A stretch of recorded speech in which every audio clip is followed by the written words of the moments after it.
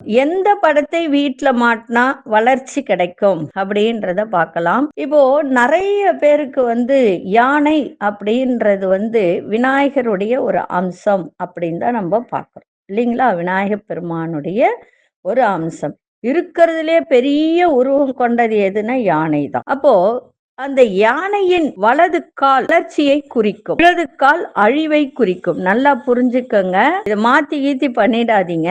யானையின் வலது கால் வளர்ச்சியை குறிக்கும், இடது கால் அழிவை குறிக்கும். யானை வலது காலை தூக்கி உள்ள படத்தை வீட்டில் மாட்டுங்க.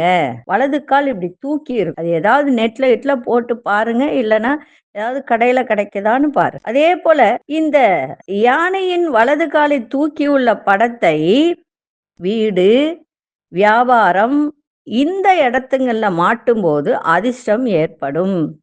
அதே மாதிரி செல்வ வளம் கூடும், காசு பணம் சேமிப்பாக கையில் தங்கும். நிறைய பேர் பணம் தங்கலன்னு சொல்றாங்க பார்த்தீங்களா, அவங்களாம் இதை செய்யலாம். அதே மாதிரி உங்கள் குடும்பத்தில் இனம் புரியாத ஒரு சுப மாற்றத்தை கொண்டு வந்து கொண்டே இருக்கும். அதே போல இந்த படத்தை வீட்டிற்குள் பார்த்தவாறு மாட்டினால் அதிர்ஷ்டம் உண்டாகும். அதுவே வீட்டு வாசலை பார்த்தவாறு மாட்டினால் உங்களை எதிரிகள், தீய சக்திகள், கண் திருஷ்டிகள் அண்டவே அண்டாது.